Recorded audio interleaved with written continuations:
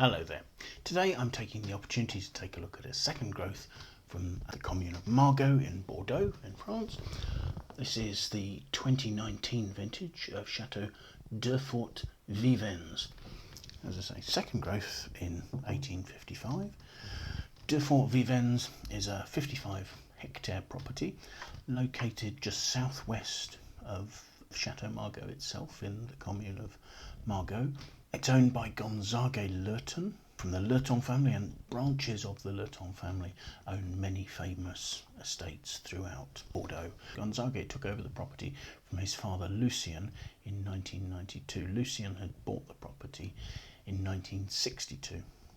And Gonzague set about completely rebuilding and re-equipping the cellars. And in the vineyards he implemented first organic practices and then biodynamic practices. They became certified for organic viticulture in 2015 with Ecocert, and in 2017 they gained biodynamic certification through Demeter. In Margaux, the vineyard has pretty typical soils of deep gravel over a bed of clay and sand. The vineyard itself is planted roughly to about 70% Cabernet Sauvignon with 24% of Merlot and then 6% of Cabernet Franc.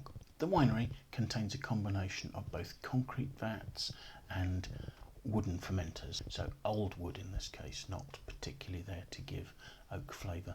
And the vats within the winery are particularly tailored to fit the plots in the vineyard, so that there's always plenty of space to vinify all the wines necessary. The wines of Durfort Vivens are aged in French oak barriques for 18 months. And depending on the year, 35 to 45% of those barrels are new oak. In 2019, the final blend was decided at 90% of Cabernet Sauvignon with 10% of Merlot, and the Cabernet Franc was all downgraded. Only about 40% of the wine in most vintages makes its way into the Grand Vin, the top wine of the estate.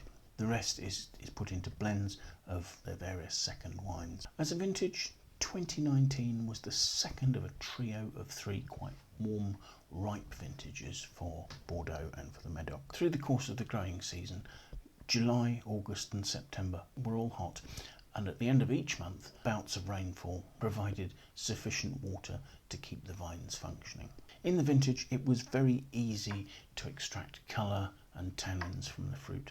So actually, I think Margaux did better than most of the other communes. Being that little bit cooler, it didn't end up with such high alcohols, such heavy extract and such concentration of fruit.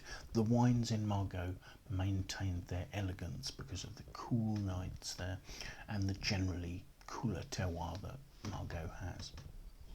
So let's have a look at the wine, shall we? Looking at it, it has a deep, dark ruby colour. It's almost a black ruby. There might be the slightest hint of purple at the rim, but not really. And it's virtually opaque. I can barely see the stem of the glass through there. Swirling it, the wine is 13.5% alcohol, and it's not particularly throwing any tears onto the glass there. So let's have a look at the aroma, shall we?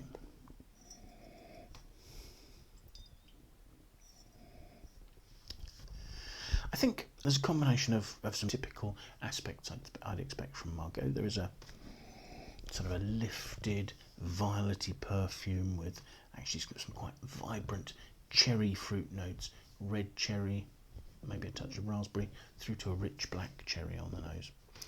The oak is really overwhelmed at this stage by the fruit.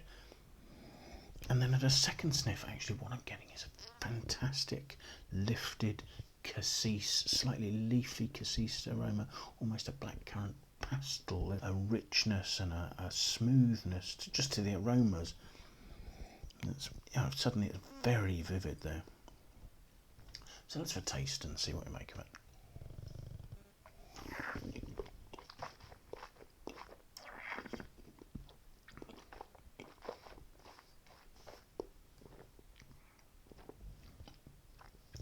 On the palate straight away, really fresh acidity, and there is this lovely rich, I won't say cassis, I'll say blackcurrant, because to me blackcurrant's a little bit riper. Blackcurrant, almost a sort of rich black cherry, but The level of the acidity is taking it more towards that sort of quite sharp blackcurrant. There's a slightly leafy note again, blackcurrant leaf. The wine's of mid-weight. It's relatively fresh. It's elegant. The alcohol is rounding the palate out a little in the middle, but it's not particularly dominating and it's not finishing hot. There's a freshness that comes through on the acidity that's giving the wine a lovely sort of juicy black fruit note to the finish. There are notes of cedar, maybe sort of almost like pencil shavings, touches of graphite perhaps, but they're much more restrained. You actually have to look for them in the wine. So yes, the wine finishes with this lovely juicy black fruit. It's very attractive. There is a fine structure. There's a slightly cocoa-like drying note at the back of the palate, but the juicy black fruit really is overwhelming that. But I think the fine tannins will give the wine the ability to age, probably for at least 10 years. Maybe its opulence will stop this from being a very long-lived example of Durfort Vivens, but it's certainly quite open now, and it seems likely to stay relatively open and approachable for most of its life, I would hope.